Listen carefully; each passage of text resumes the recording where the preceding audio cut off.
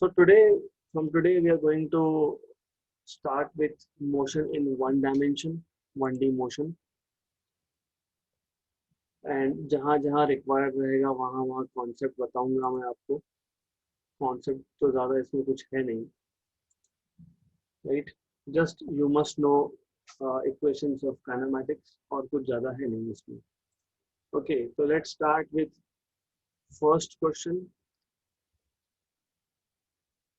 A body moves 6 meter north, 8 meter east, and 10 meter vertically upwards. What is the resultant displacement from its initial position? Normally क्या होता है कि हम लोग confuse हो जाते हैं.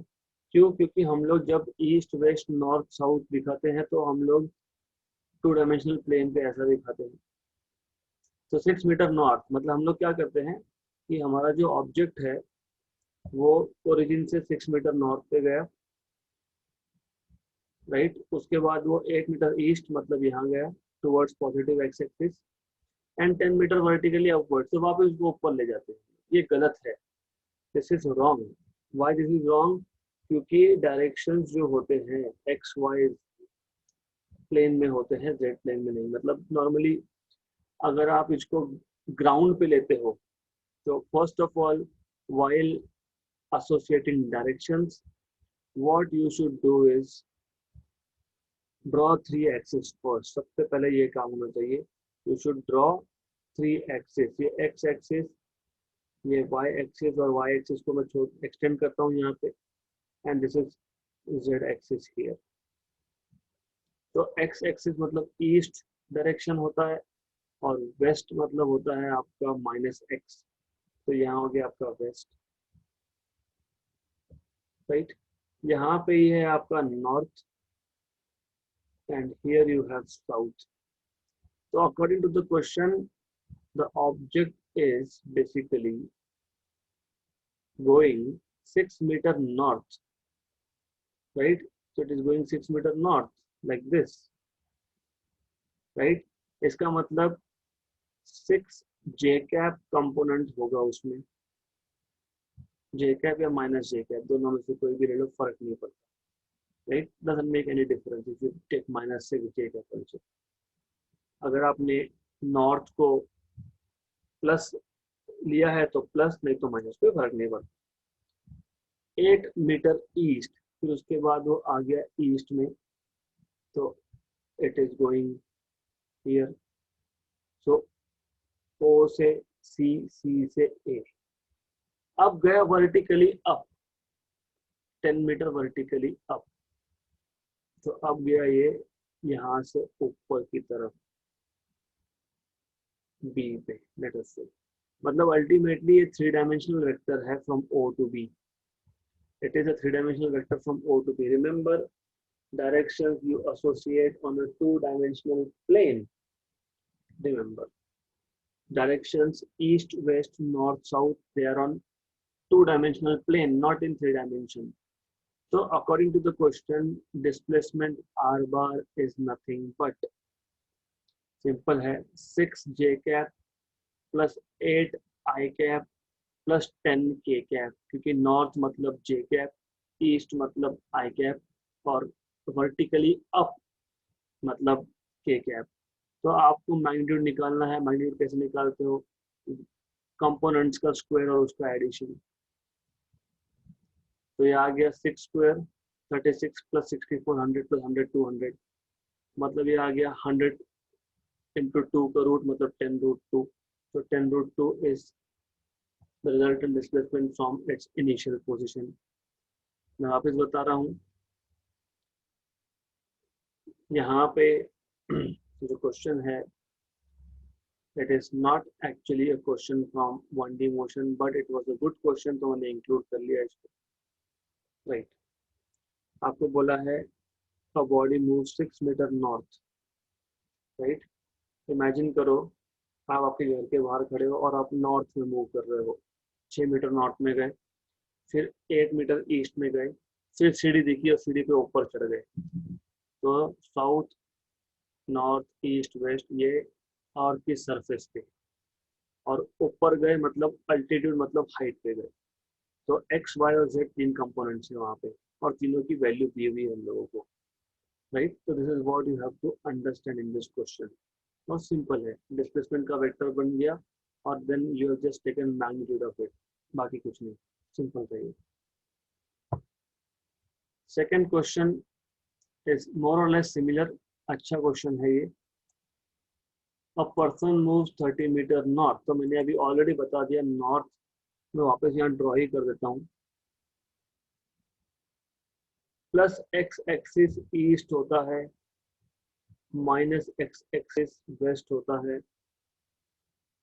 प्लस वाई एक्सिस नॉर्थ होता है, और माइनस वाई एक्सिस जो है वो हम लोग लेते हैं south, right. A person moves 30 metre north, मैं मान लेता हूँ there is a person starting from point O going 30 metre north, 30 metre north, O से ए पे गया, राइट, 30 मीटर, मतलब ओ ए वेक्टर जो बनेगा आपका ये होगा 30 जे कैप, क्योंकि मैंने ऑलरेडी बता दिया यहाँ पे डायग्राम में नॉर्थ मतलब वाई, वाई मतलब plus J cap, okay. Then 20 metre east, फिर 20 मीटर ईस्ट ए से बी पे गया, तो ए बी वेक्टर होगा 20 आई कैप, क्योंकि मैंने ऑलरेडी आपको बताया है that X axis is I cap, east is I cap direction. उसके बाद finally 30√2 metre in south west direction, okay, alright. तो पहले तो ये पता होना चाहिए आपको, साउथ वेस्ट डायरेक्शन जो होगा वो ये है साउथ वेस्ट। साउथ वेस्ट हमेशा 45 और 45 एंगल बनाता है, ये पता होना चाहिए, साउथ वेस्ट। तो फाइनली हमारा जो पर्सन है it is going south west, मतलब something like this to point C, ये एंगल बनेगा 45 डिग्री। मैंने ऑलरेडी बताया क्यों, क्योंकि मैंने बता दिया south west makes an angle of 45 degree with respect to east और वेस्ट, राइट, 45 डिग्री का एंगल बनेगा। The displacement of the person from the origin will be, from the origin मतलब स्टार्ट कहाँ से किया था, ओ से, कहाँ पे गया फाइनली सी पे, तो आपको पूछा है ये ओ सी कितना है, right, they are asking you how much is O C, right. तो सिंपल है, देन हमें बी सी वेक्टर दिया है, बीसी वेक्टर दिया है, यस दिया है, बीसी वेक्टर कैसे निकालेंगे, you have to do components, components करने पड़ेंगे आपको।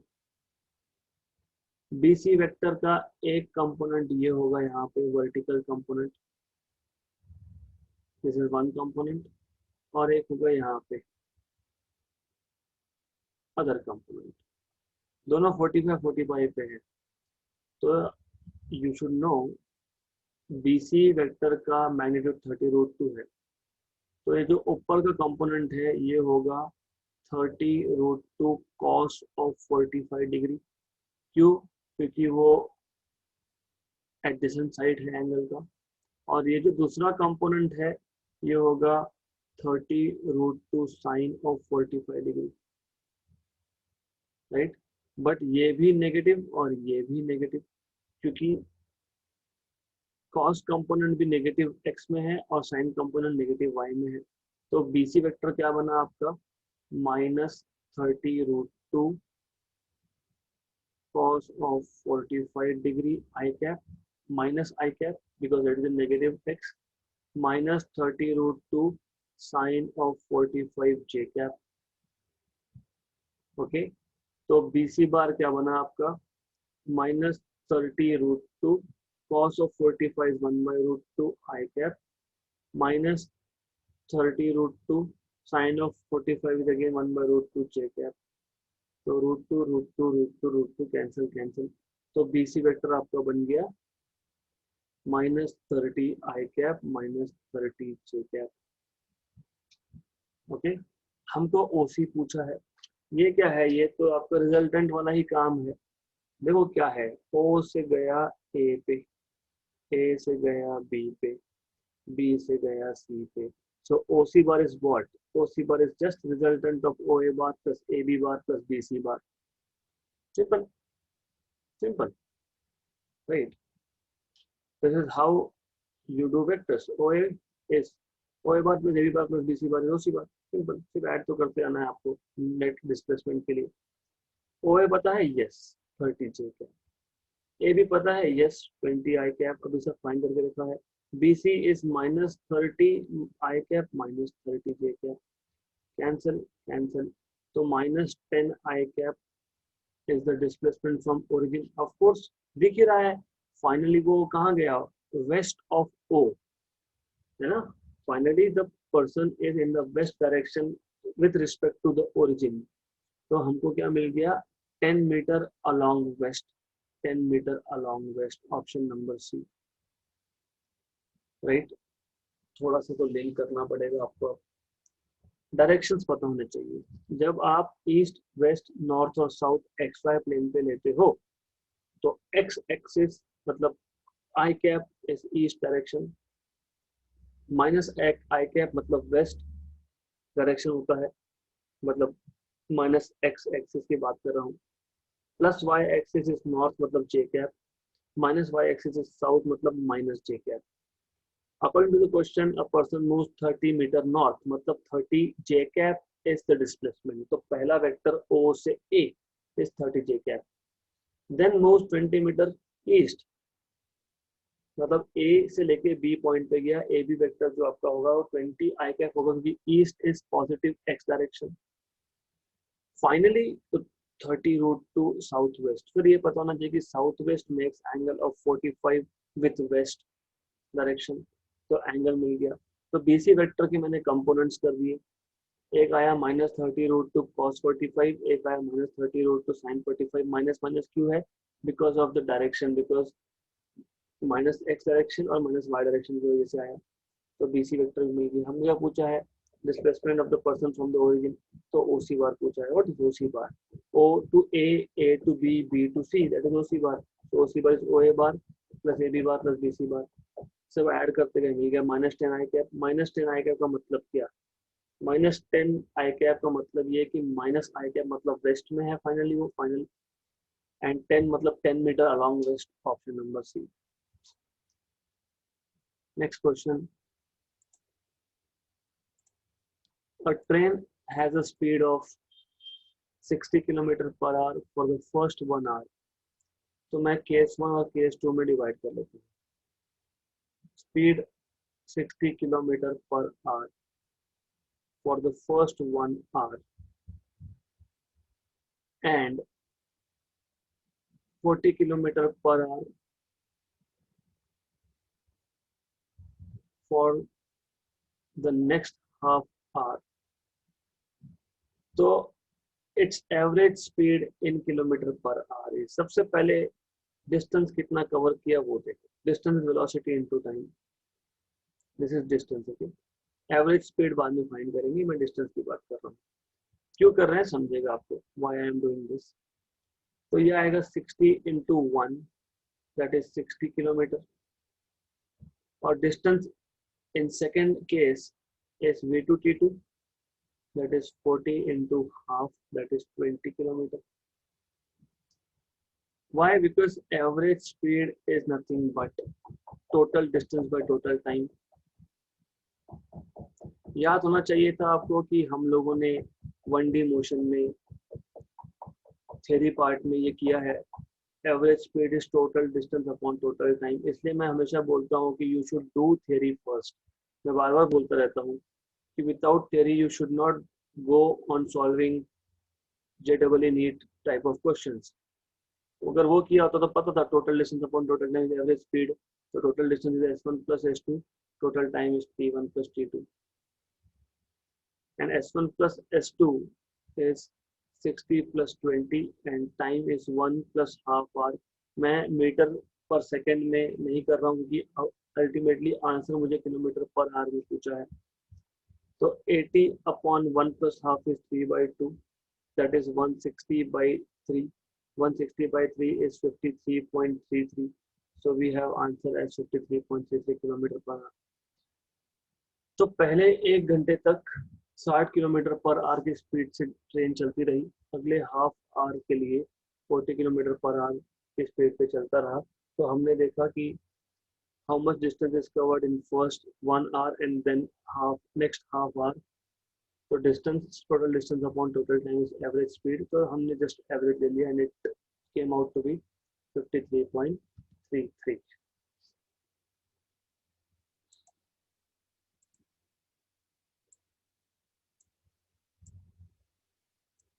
Next question.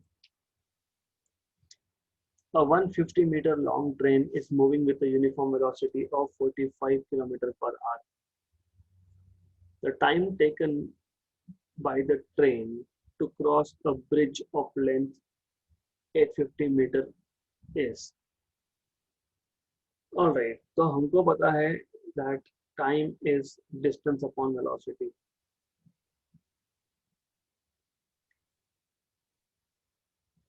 Okay, तो velocity v दिया है 45 किलोमीटर पर आवर। मैंने बताया है किलोमीटर पर आवर से मीटर पर सेकंड कैसे करना। 1000 मीटर मतलब 1 किलोमीटर, और आर 60 इंटू 60, एक आर में 60 मिनट, उसमें 60 सेकंड पर मीटर पर second. But if you remember, ये डायरेक्टली कन्वर्जन फैक्टर मैंने बता के रखा था आपको, 1000 अपॉन 3600, 60 इंटू 60 मतलब दैट इज 5/18 मीटर पर सेकंड। 9 2 9 5 ओके, 25/2 12.5 मीटर पर सेकंड स्पीड मिल गया, 12.5 मीटर पर सेकंड। तो टाइम कितना लगेगा? डिस्टेंस अपॉन वेलोसिटी, डिस्टेंस कितना है? 850 मीटर अपॉन 12.5। ओके, गलत। This is where people do wrong things. Distance is not 850, it is 1000. Why? तो as I told you, मेरी आदत है पहले गलती कहाँ होती है वो बताता हूँ, फिर ये नहीं करने ये बताता हूँ। तो 850 लिखना नहीं है। क्यों? इमेजिन यहाँ पे बोला है ट्रेन, तो ट्रेन का जो लेंथ है और हमारे पास जो एक बेसिकली ब्रिज है, सपोज ये ब्रिज है विच इज 150 मीटर। हमको बोला है कि ट्रेन क्रॉस होने के लिए इस ब्रिज के ऊपर से कितना टाइम लगेगा। तो train, let us assume this is a train.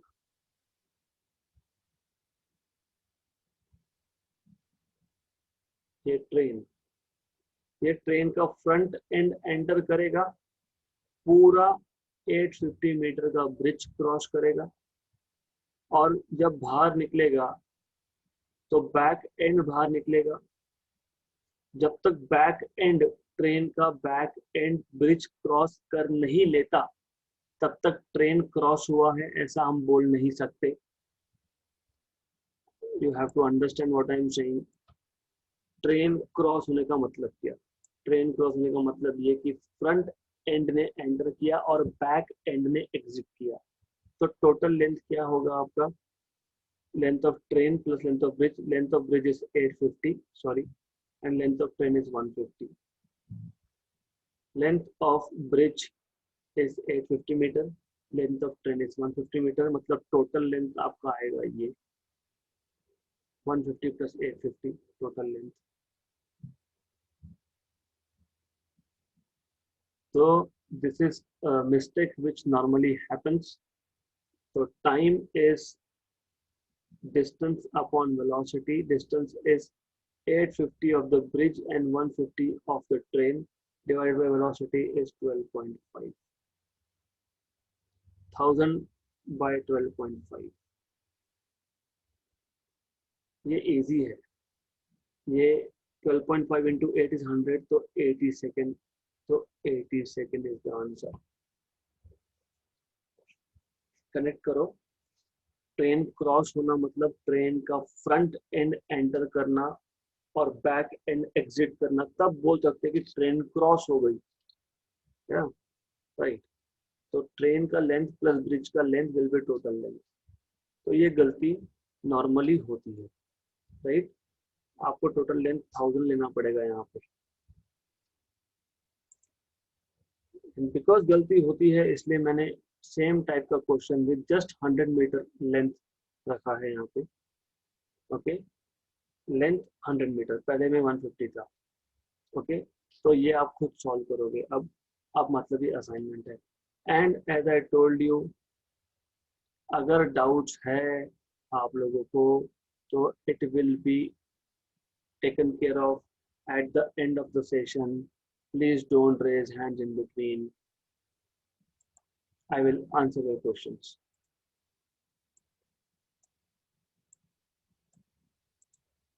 Sixth,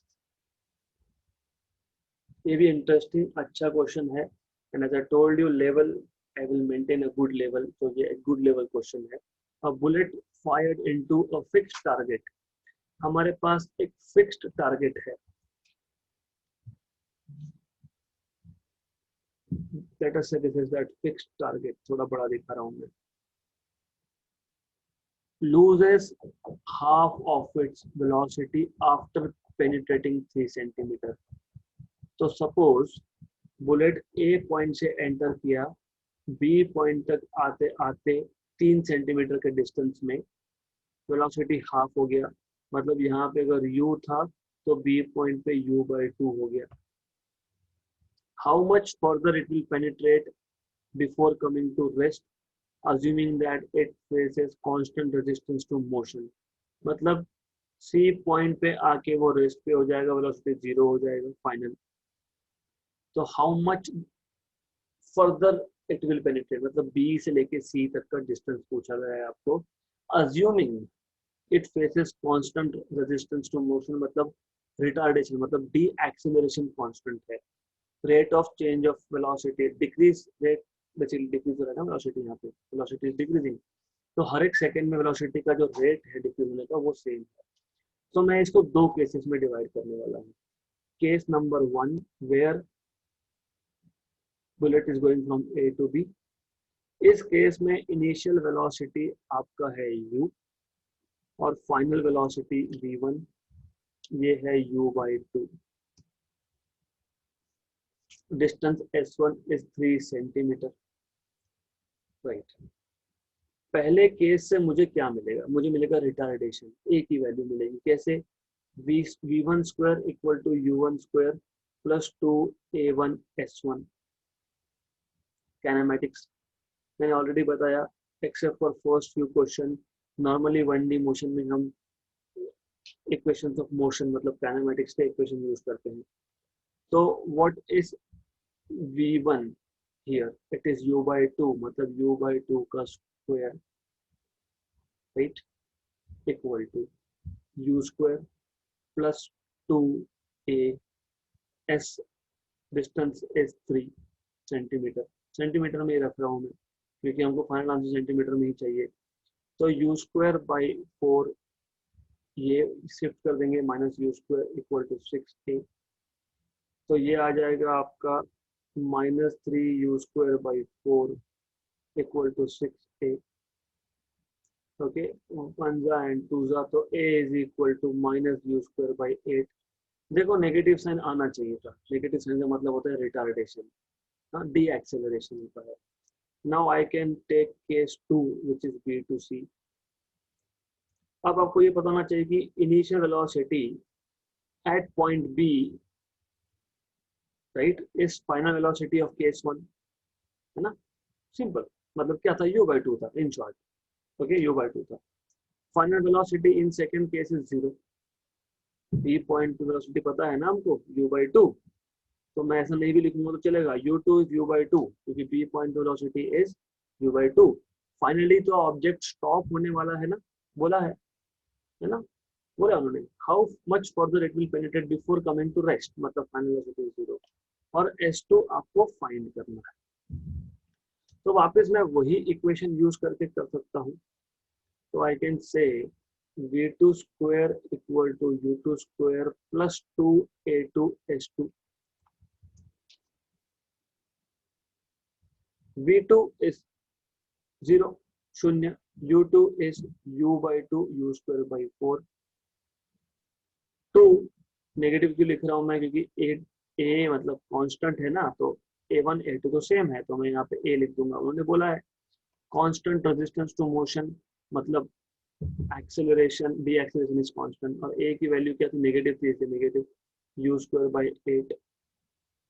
ये u स्क्वायर बाई 4 है, ये u है। ओके, s2 फाइंड करना है, तो 4 का तो simple, u square by 4 equal to u square by 4 times of s2। सिर्फ मैंने सिंप्लीफाई किया, cancel cancel cancel cancel, s2 equal to 1 centimetre. तो it will penetrate further 1 centimeter before coming to rest। Good question. सिर्फ 2 बार same concept apply करना है। ए से B 3 centimetre का distance, velocity half हुआ, तो हमको यहाँ से मिल गया retardation, that is u square by 8। अब ये रिटार्डेशन की वैल्यू हम लोग सेकेंड केस में, मतलब बी टू सी में यूज कर रहे हैं। हमको पता है बी टू सी में इनिशियल वेलोसिटी कितना होगा, u/2। फाइनली तो 0 है क्योंकि स्टॉप होने वाला है, और s2 फाइंड करना है।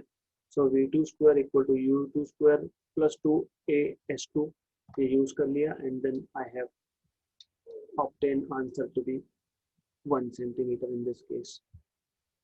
सिंपल। ओके, बी ऑप्शन बहुत सिंपल था, क्वेश्चन अच्छा था ये। Good. Next question again, this is a question which can be treated as a combo of 1D and 2D motion। The thing is 1D and 2D motion are so closely related कि उनको separate करना possible नहीं है, इसलिए कभी कभी mix होगा। Anyways, two boys are standing at the ends A and B of a ground where AB is A। तो यहाँ पे एक लड़का A पॉइंट पे खड़ा है, एक लड़का B पॉइंट पे खड़ा है, और A से B ये जो डिस्टेंस है ये स्मॉल a है। The boy at B starts running in perpendicular direction। ये इसने भागना चालू कर दिया perpendicular direction with velocity v1। तो velocity v1 के साथ the boy at A starts running simultaneously with velocity v and catches the other boy in time t।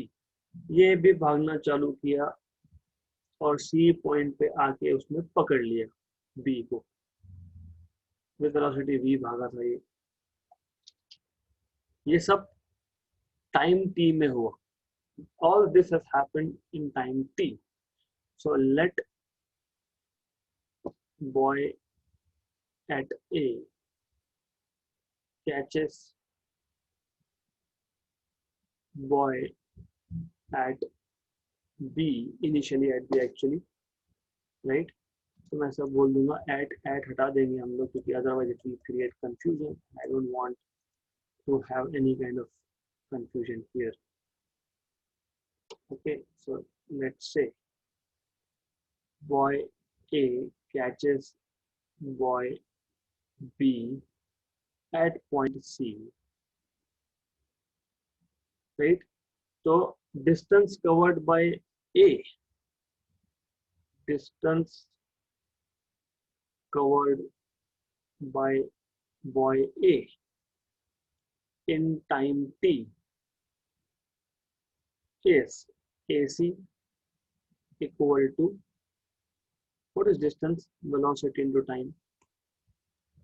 A का velocity कितना था, v into time t, right? So I don't know why it is getting erased। AC is equal to v into t। Good। Similarly, distance covered by boy B in time t, BC is equal to v1t। Okay, तो ये आपको मिल गया vt, ये आपको मिल गया v1t, और a भी तो पता ही है, फिर पाइथागोरस थ्योरम लगाओ, इजी है। AC square equal to AB square plus BC square. AC square is vt, so v square t square. This is ab is a square, bc is v1 square t1 square, v1 square t square. हमें क्या find करना था t, तो हम करेंगे v square t square minus v1 square t square equal to a square.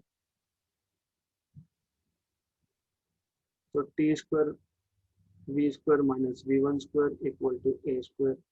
तो t square equal to a square upon v square minus v1 square. तो t is equal to under root of a square upon v square minus v1 square. Simple. Option number B. Right. Good.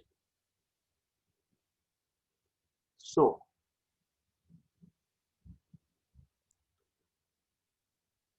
this question was pretty simple. Previous question में, as I told you, there are two boys standing at a distance of a apart from each other. एक दूसरे से a distance apart है. B पे जो boy था started running in the direction perpendicular to A. A उसको पकड़ने के लिए भागा. C point पे A catches B. So in time t, the distance covered by A is Vt and the distance covered by B is V1t, right? Simple thing. Then by Pythagoras theorem, AC square equal to AB square plus BC square, and so AC is Vt, so V square t square plus AB square is A square plus BC square is V1t square. All right. And then it is simple task. Just solve करते गए, t मिल गया हमको under root of a square upon v2 square minus v1 square. Next question.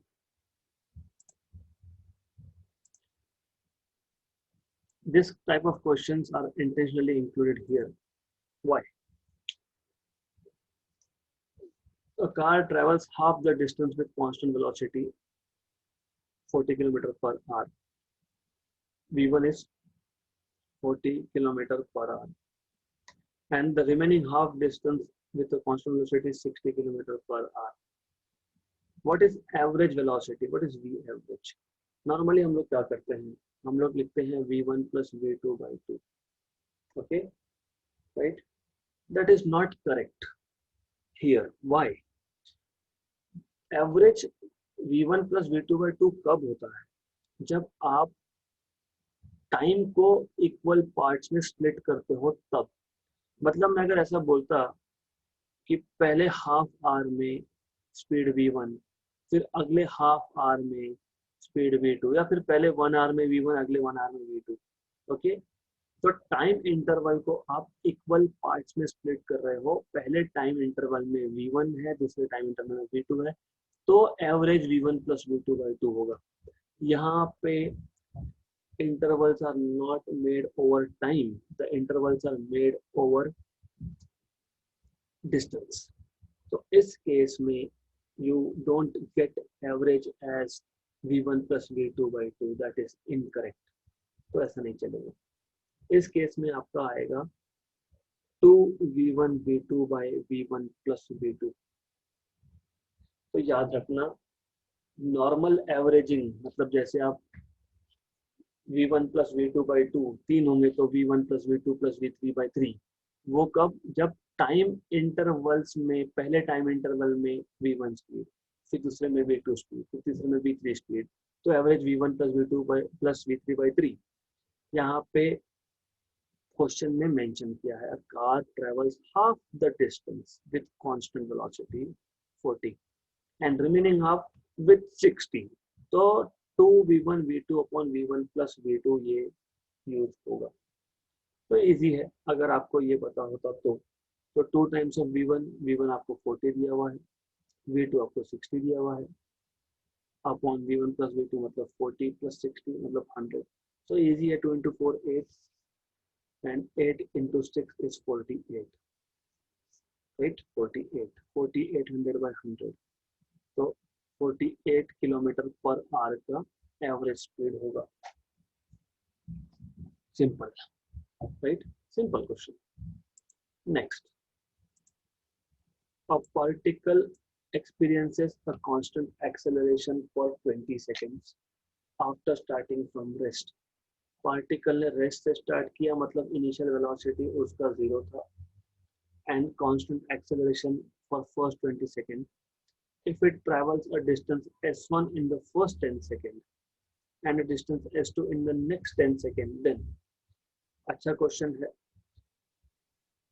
Particle is starting from rest और ये constantly accelerate हो रहा है, मतलब rate of change of velocity is same. हर एक सेकेंड में वेलोसिटी के बढ़ने का रेट जो है that is equal.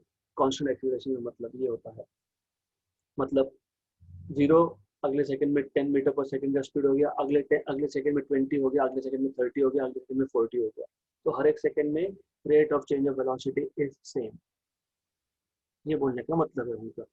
If it travels a distance s1 in first 10 seconds and s2 in the next 10 seconds, then तो मुझे यहाँ पे यूज करना रहेगा s equal to ut plus 1/2 at square. why? first of all, case 1 में s की value क्या है s1, u की वैल्यू क्या है 0. तो मैं लिख देता हूँ चाहिए तो for your better understanding that s is equal to s1 and u1 equal to 0 for the first case and time is 10 seconds. So I'll substitute these values in s equal to ut plus 1/2 at square. तो मुझे मिलेगा s1 equal to 0 plus half a, t1 is 10. तो मुझे मिल जाएगा ये 100a by 2 that is 50a. Let us say question number 1, right? मुझे क्या पता है, और मुझे ये पता है we know that v is equal to u plus at. ये पता है, राइट? तो 10 सेकंड के बाद, पहले 10 सेकंड खत्म होने के बाद फाइनल वेलोसिटी क्या होगा? v1 इक्वल टू u1 तो 0 था, राइट? ओके, और ये होगा 10a, क्योंकि a की वैल्यू a और t की वैल्यू 10, तो 10a मिल गया. तो मुझे मिल गया final velocity at the end of first 10 seconds is 10a. Let us say equation number 2. Just a minute. या इक्वेशन नंबर 2. Good, right. अगले 10 सेकंड में क्या हो रहा है देखते हैं case 2. So the next 10 second what is happening? वापस वही s2 is equal to u2 plus 1/2 a t2 square. देखो बात ऐसी है, अगर लॉजिकली सोचोगे तो ऑब्जेक्ट स्टार्ट हुआ लेटर से o से 10 सेकंड के बाद पहुंचा a पे, मतलब u1 is 0 and v1 is 10a. दूसरा केस a to b है, तो case 1 is o to a, दूसरा केस है a to b. तो डेफिनेटली सेकेंड केस का इनिशियल वेलोसिटी मतलब u2 क्या आएगा? 10a, right? क्योंकि सेकेंड केस का इनिशियल पॉइंट तो a ही है, ओके, राइट? तो s2 is equal to u2 is nothing but 10a, half a, and time is again 10 square, right? Simple, extremely simple. तो इसको ऐड करो. I have written this equation half correct. तो ये भी ध्यान होना चाहिए, ut होता है, ये ut plus 1/2 h square होता है, इसलिए. तो और ये t2 मतलब 10 से मल्टीप्लाई होगा, मतलब ये हो जाएगा 100a. तो u2 was 10a, t2 was 10, तो 100a आ गया. 100a plus 10 square is 100 by 250a, मतलब 150a. Equation number 3, right? मैं बहुत स्लोली जा रहा हूँ, मुझे जरूरत है स्लो जाने की. हो गया, खत्म, क्वेश्चन खत्म हो गया. यहाँ पे s2 is equal to 150a. 150 को कैसे लिख सकते हैं हम लोग? 3 into 50a तो लिख ही सकता हूँ. what was 50a? s1, तो ये आ गया 3 times of s1, मतलब s2 is 3 times of s1. अगर s2 is 3 times of s1 है तो ऑप्शन दिख रहा है यहाँ से, ऑप्शन नंबर बी. खत्म, राइट? तो s1 is S2 by 3. I am repeating this question again very slowly. One dimension motion में हम लोग सिर्फ 3 या 4 इक्वेशन यूज करेंगे मोस्टली, या फिर वेक्टर्स यूज करेंगे। एक है v equal to u plus a t, एक है v square equal to u square plus 2as, एक है s equal to u t plus 1 of a t square, और चौथा जो है डिस्टेंस ट्रेवलिंग nth सेकेंड का है, वो हम बाद में देखेंगे, और वेक्टर्स यूज करेंगे। According to the given question, there is a particle which is experiencing a constant acceleration starting from rest. Total 20 second तक वो एक्सीलरेट होता जाएगा। तो रेस्ट से स्टार्ट किया, पहले 10 सेकेंड में डिस्टेंस s1 कवर किया, दूसरे 10 सेकेंड में डिस्टेंस s2 कवर किया, तो s1 और s2 में रिलेशन क्या ये पूछा है। तो मैं मान लेता हूँ मैं O से A, ये फर्स्ट पार्ट हो गया। ओके, इनिशियल वेलोसिटी कितना था 0, टाइम कितना 10 सेकेंड, डिस्टेंस कितना s1, ये सब्स्टिट्यूट कर दिया मैंने, मुझे मिल गया s1 इक्वल टू 58। अगले 10 सेकेंड में क्या हो रहा है ये पता करने के लिए इनिशियल वेलोसिटी मतलब velocity at point A after 10 second पता होना चाहिए। तो v equal to u plus a t use कर लिया हमने, तो मुझे मिल गया v1 equal to 10 A. Okay good. फिर next case s2 equal to u t plus 1/2 a t square. तो initial velocity at point A मुझे पता है 10a, अभी अभी कैलकुलेट किया था, और टाइम 10 सेकेंड्स है, तो 100a प्लस 50a 150a हो गया, मतलब s2 इज 150a। 150 को मैं लिख सकता हूँ 3 into 50, तो 3 टाइम्स ऑफ s1, तो s2 is 3 times of s1, मिल गया, खत्म, right. Good. So for today is sufficient, क्योंकि आज नया टॉपिक चालू किया है, तो I want that you revise chapter 3 which we have just completed last week in theory classes, state board theory classes। तो पहले आप वो अभी करना शुरू करो।